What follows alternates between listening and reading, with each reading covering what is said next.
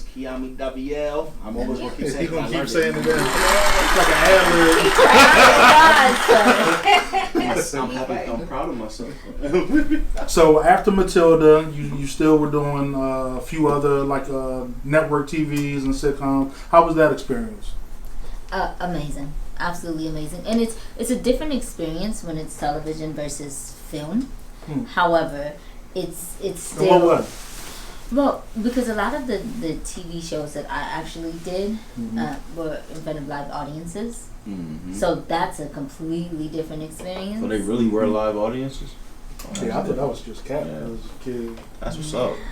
No, so, and that, is definitely different and makes you a little anxious because it's like you got to make sure that one take that is what it needs to be. And you got to try to make sure you capture their attention and they have an enjoyable time while you're working. So, but again, valuable lessons from everyone that I was able to work with. Do you feel like you kind of sharpen your skills, kind of being under that pressure to knock it out in one take? Yes, absolutely. And I was fortunate enough actually to do an episode of Steve Harvey. And of course, this is an individual who is improv all the way. So it's one of those things where you got to be on your feet, stay with it. You got to catch up and you got to be there, so but being able to banter back and forth with your different castmates and things, and a lot of the time if it's not on the page, but we just kind of go with it and it works. Wow. I can only imagine with him and Cedric.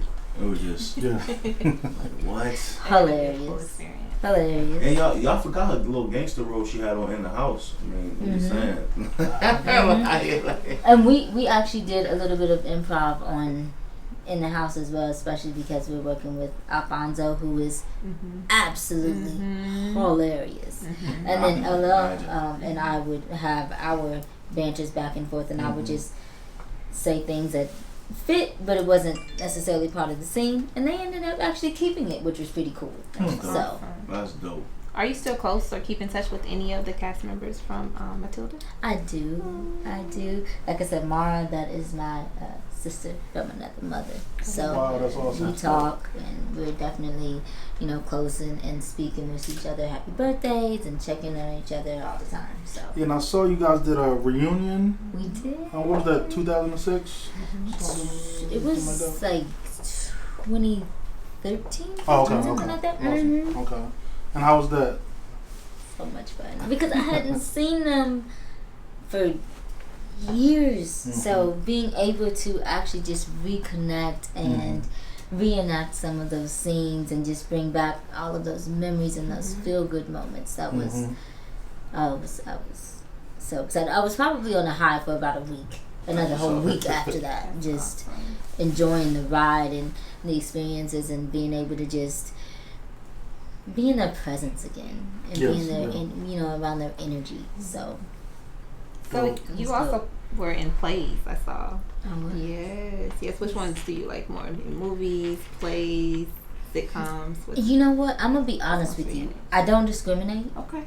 I think that plays are different in a sense that there's the whole script that you have to make sure that you are on top of. And it's not a redo. We don't cut and then start over. So that challenges me to make sure that I'm extremely focused, to make sure that I my process becomes a little bit different. But the thing about me with plays is I'm one of those individuals who will know everybody's line, just because I've not been that way since I was a baby. Just I don't know what it is. They said Will Smith is like that as well too. Really? Yeah, he would be mouthing your line before you say it. Yeah, he's also like that from Fresh Prince. Yeah, come on, Will. So look at you. That's a gift. That's talent to know your line and everybody else's line in the room. And like they said, they had to stop him because you could see him mouthing their line before they can even say it. So he was. She gotta be on point. She gotta know what's about to happen. So you This is meant for you if you know everybody's line in the room. Yes. Go ahead. Yeah. Oh, me? Yeah. I was like, I don't want to cut you off. So I know that you did the virtual acting classes for the kids. Are you still doing that? I am. Okay. I am. It's been a little bit of a interesting ride now because of COVID and trying to get all of that together. I'm so sick of this panorama. That's a panorama. I love it. Over it. Yeah. Okay, I'm so sick of it. However, it's adjustments that have to be made. And it's making sure that I protect those that I care about and those that are closest to me and things like that. So having said that, we've had to kind of reevaluate, but I do definitely want to try to pick that back up at the beginning of the new year because I love my babies. Love teaching my babies. Have you ever thought about doing like any voiceover work or any thing like that? Actually, I do voiceovers. I don't do voiceovers as frequently, which is very interesting, and I really don't have an answer as to why that is. I'm really not sure. Cause I could hear your voice on like cartoons or like other so? Hey, I'm with it. I'm with it. I know that's right. She said anybody. Yeah. Let's go. Period. So absolutely, I would definitely do that. Okay. So what sparked your move to Atlanta? Honestly, one of the biggest reasons was to be closer to my family. Okay. Honestly, because I have a lot of family that's because as we already talked about, I'm from Kentucky. And they migrated over to Okay. So I have a lot of family there. I have family in South Carolina. My aunts and my uncles live in South Carolina, so I'm kind of like right in the middle. And then me being able to also continue to work because there's no issue with me being able to do what I need to do in Atlanta. And if I have to fly, that's an easy thing to do to make that happen. And making sure that I had that physical support from my family because I'm huge on family. I'm literally so huge on my family. They are the most important people to me. So being able to, like for example, long story short, when my mother was diagnosed with leukemia back in 2018, she's doing much better now, praise God. However, my aunt came and stayed with me in LA for a week while I was kind of trying to make this adjustment and figure all of this out. But now, if I need them, they're 3.5 hours away. If I just want them to come hang out or I want to go hang out with them, I can do that, and it's not a big hoopla to make that happen. So that was honestly one of the biggest reasons. And how was that transition? I hear that I was watching something and it talked about athletes, how everybody criticizes athletes for acting out, but you got a lot of these guys enter the league at 19, 20 years old. They're away from family. You put a bunch of money in their pocket. Of course they're gonna do stuff and act on impulse and everything like that. So I never thought about that as far as actors and actresses as well. You're kind of isolated, away from everybody you've ever known. How kind of is that process and adapting to kind of new environments and while trying to work and make all of these big real world decisions? You know what? It's, of course, when I was a child, really the biggest adjustment for me was just being away from like my grandmother, my aunts, the family, like you said, that I was so familiar with. And then, of course, starting a new school. But kids are they're amazing little humans, and I think we don't give them enough credit for the flexibility that they have when things happen and their ability to adjust. So I think really once I got used to kind of being away, it wasn't a huge thing for me. Just became a new norm. Exactly. Professionally, one of the biggest adjustments was having to be a professional, and I'm 8, 9, 10, 11, 12 years old. I'm still a child. So having to understand what that looks like. Now, luckily, I have a parent who kept me grounded, who, kept me motivated. My family kept me grounded, made sure that, hey, if we need to check you, we're going to check you. But at the end of the day, when it's time to do your job, we're going to go and we're going to make sure that the job gets done. Thank God for black parents. Exactly. Exactly. So that really wasn't that difficult. It was a learning experience for me, and of course those lessons, especially like say for example when Matilda came out, and I would just be walking around and then people like, oh my gosh, this is Lavender, and I'm at the store and I be like, I'm at the store, like can we just and that happened one time, and my mother pulled me to the side and she was like, okay, see that attitude, no, because see, these are your supporters, so you will not do that. Now I'm gonna let you have this one because this is new. But you will not do that. You will not tough act as like a that. kid. Yeah. It is. It's tough as an adult. It is. However, when you are able to have an honest conversation with your child, as my mother had with me, and explained, okay, this is now she's learning too because she's never had to be a parent of an industry child, but just from being able to understand how she would handle things, say in her workforce, and how she would want me to treat other people. Yeah, and it comes along with the territory. So having to understand that this is part of it. Sometimes even when you're not an actor or in the entertainment industry, you have to do things that you don't necessarily feel like doing. Right. But you have to understand that this is what you signed up for. And for me, when I'm having fun and I'm doing my job, it's not work. So you have to be able to, even at an early age, I was able to get to a place where it didn't feel like a burden. And the moment that if it starts to feel like a burden, that's the moment you have to step away. So. Nice. So let's get on some music, Quan.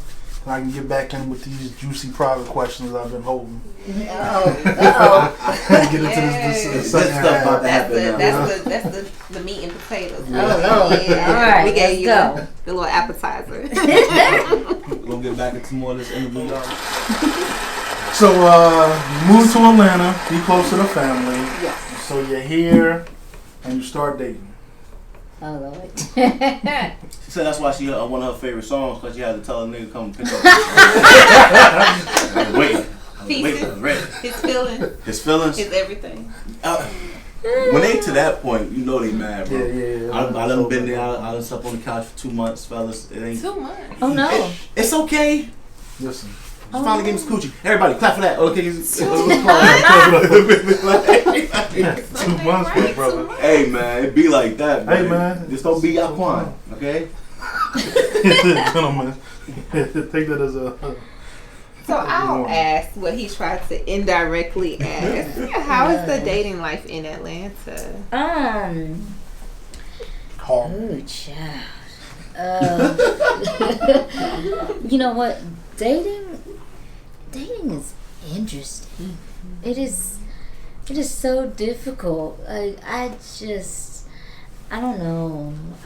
I don't even think it's just Atlanta. It's everywhere, unfortunately. It really is. But I think it's like amplified in Atlanta. That's amplified. But yeah, it's better. It's very difficult. It's very, very difficult. I mean, I'm open, and I want to be married. I want to have a family.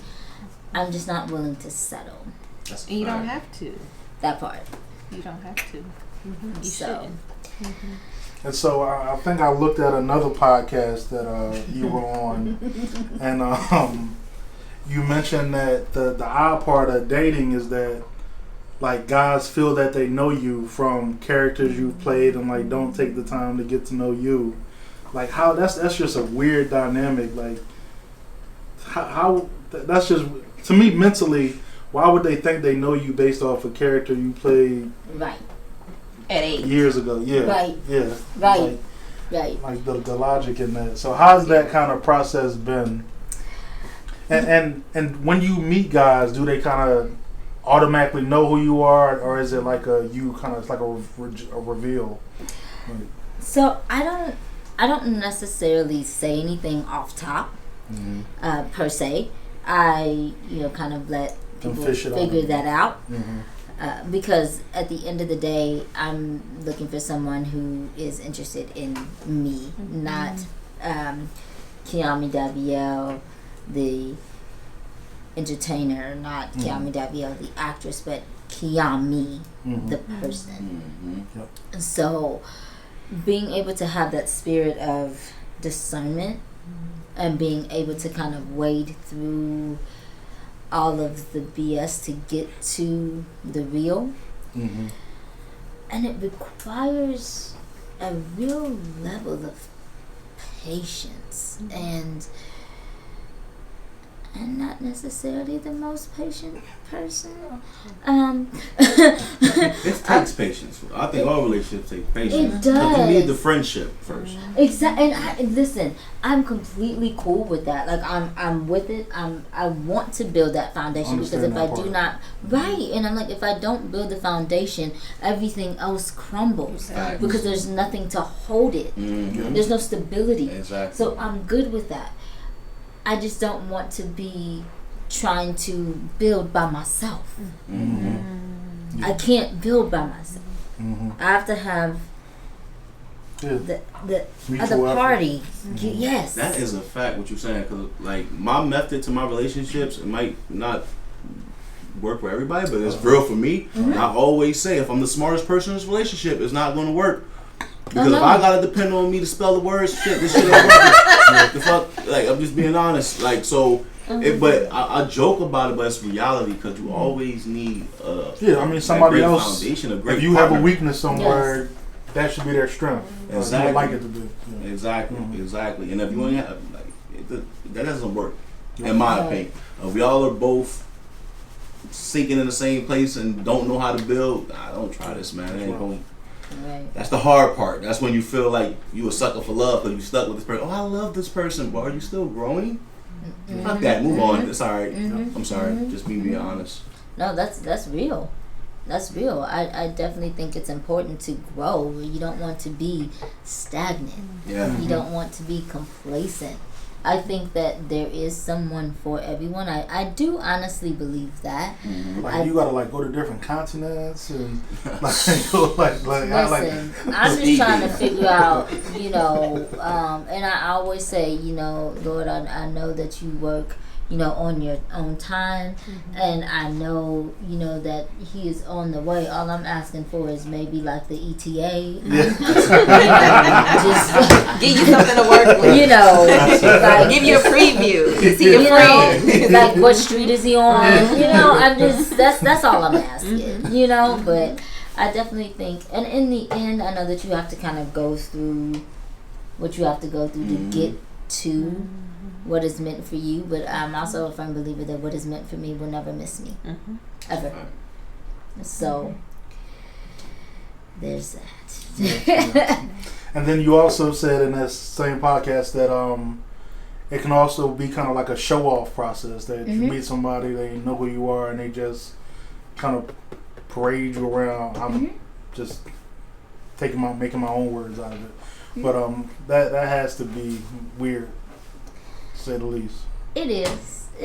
Again, I'm humbled by, in anyone who enjoys my work, or anyone who enjoys what it is that I've done, what I continue to do, whatever that is. I appreciate that.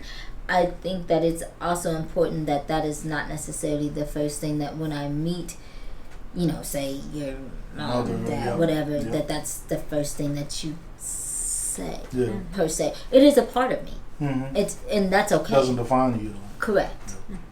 Well, if he was just bragging and happy, and his mom just overly was extra, like, oh yeah, you tell me that, like, because I'll be happy too if I'm there. I'm like, yo, ma, she acting this shit on popping, but sometimes they can mess it up, but I don't know, maybe you jump to the conclusion. I don't know. It could be a fine line though. It could be a fine line. Yeah, it definitely is a fine line. Oh yeah, do that line. Right. I will curse my family out. I don't respect my girl like that. Man. You gonna pay? You got a new. Put in the job. Right. Like, I'm chill. Give them a question limit. Give me 4 questions. Yeah. Okay. Let's go. After that, I don't want to talk about it. And let's just I'm open. I'm completely open. I just want to make sure that there is, like I said, a deeper connection, because I'm just genuine. And in that same podcast, I stressed that I date with a purpose. That's a fact. I'm not just dating just because I don't have anything else to do, because I have plenty of other ways that I could be spending my time. Right. I date because I do believe that there is somebody there that I can spend the rest of my life with, that we can grow together, challenge each other, and support each other through all of that. That's what, and not necessarily to say I'm looking to find, but that is what I am striving for, and that is what I think everybody deserves. That is what I deserve. So, and I'm not looking for anything other than that. Now, yes, of course, my career comes into play because it's a part of who I am. However, it is, again, as you said, it doesn't define who I am. So I need you to be able to see past that. Yeah. Because that's a part of me. It's not. And that has to be difficult because just as a woman, you have to discern what's a man's true intention. Then with the other stuff on top of it, is just like, it's a lot of gray area to work with to see where somebody's mind state is, and are they serious, or do they have a purpose as well, or are they just trying to hang out? Right. Whatever. So that I could imagine that's super difficult. It can be, but again, that's where that discernment comes in, and being able to just pray that you are able to see whatever that is for the true colors, not the potential. Yeah. And do you think that's why a lot of industry people end up with industry people? Maybe. I think that when you're in the same industry, you kind of understand how that operates, so it's easier to kind of explain a 12, 13, 14-hour day on set to someone who deals with that, and they get that. However, at the same time, being able to have a relationship with someone who also isn't in the industry, that brings a different dynamic to their life, and also vice versa. So, and I think that we're all, at the end of the day, industry or not, we're all just humans who deserve to be loved regardless. So that is where it kind of begins and ends for me. So. More questions? I'm a soft. Yep. So what all do you have going on currently? Oh boy. Okay. So I am definitely working on my own show. So we're getting that in the works. I'm also working on my LLC. I am also working on, of course, like I said, starting my classes back. So it's a lot of different things. I'm one of those who likes to bring my own seat to the table, so to speak. Will it be reality? My show? Reality show? Or will it be an actual script and...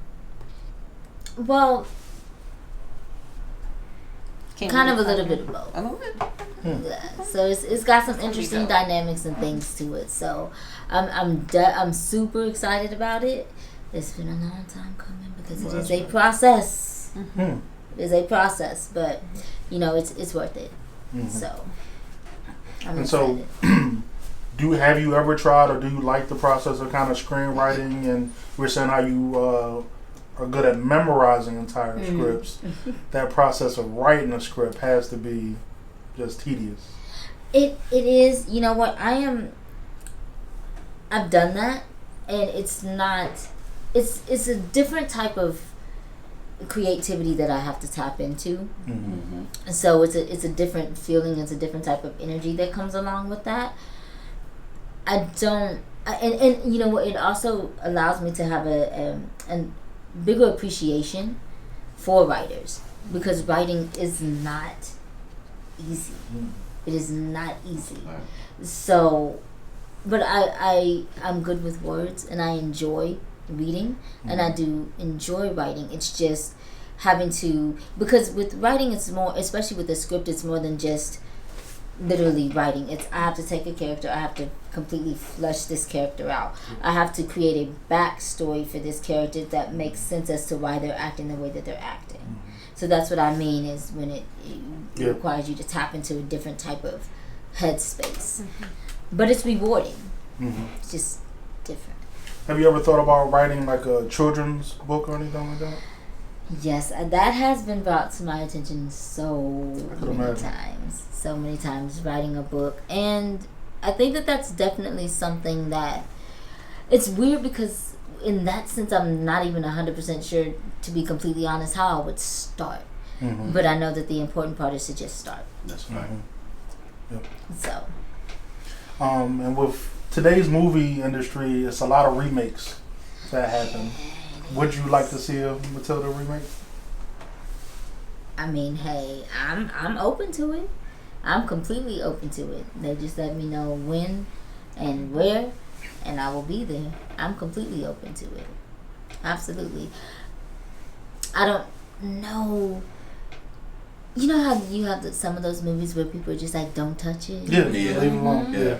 You know what I mean? I'm not sure if that would fall into that category. But if we wanted to pick up where we left off, let me know. They just touch every single movie. Yeah, they don't care anymore. They just go against the grain. Yep. Right. Because Coming to America 2 wasn't nothing there. It was creative. It was creative. I love the I enjoyed it. I definitely enjoyed it was it different. For what it was supposed to be. Yeah, because it was more modernized. We're right, not back exactly. in the 80s or the 90s. Yeah, early 90s. Listen, bro, the 80s and early 90s is a golden era to me. It is. That I'm still trapped into my mind. Like the music. What? Yeah, Bobby Brown was a bad man. Right. Like, the music and everything, man. Yeah. Just even with Kiami coming up in that era, the 90s era, in the early 2000s, it was like the Renaissance all over, man. Creativity. With the UPN. What was the name of the network? UPN. UPN. Like it just was different, bro. It was. We had it then. With the booty calls and just everybody had the movies. Look, classic. It was classic. It's just like, because if they was to come out with a More Money, I would not go see that. Really? Like a remake? Yeah, remake of More Money. Yeah, you can't. Because they always try to do it without the Wayans brothers. You cannot ever touch another Wayans brother project without none of them. Those are living legends right there. I don't even care if they get the kids. Yeah, you gotta put some Wayans in that, baby. Yeah. Oh yeah, I can't have it like that. Yeah. For sure. I'm surprised they haven't tried to do it. Yeah, that would make sense. I got some great ideas. I'm telling you, people, just call me. But we definitely appreciate you for coming through to Viable Information. We get to give you your flowers while you're still here. Thank you. Thank you for having me. Can you tell the people a little bit they can find you? Anything that's recent coming up, we'd love to know about it. Absolutely. So you can definitely find me on Twitter, which is Kiami Davael, and then my Instagram is official Kiami Davael, and I usually post a lot of updates and things like that on there. So and inspirational videos. Oh, thank you. When these things fall on my spirit, I have to share it with the people. Lord told me to tell you right now. Yeah, I love that, man. Well, this is Viable Information. We're gonna still rock out. I already know what it is. Go download that app, Holly Unique Radio. It's at every Play Store, App Store, wherever you download your apps. Just go download it, man. Tune in every Sunday, 8 to 11. Sometimes we won't make it to 11, because I ain't gonna lie. But we at 8 o'clock. Viable Information. Let's go.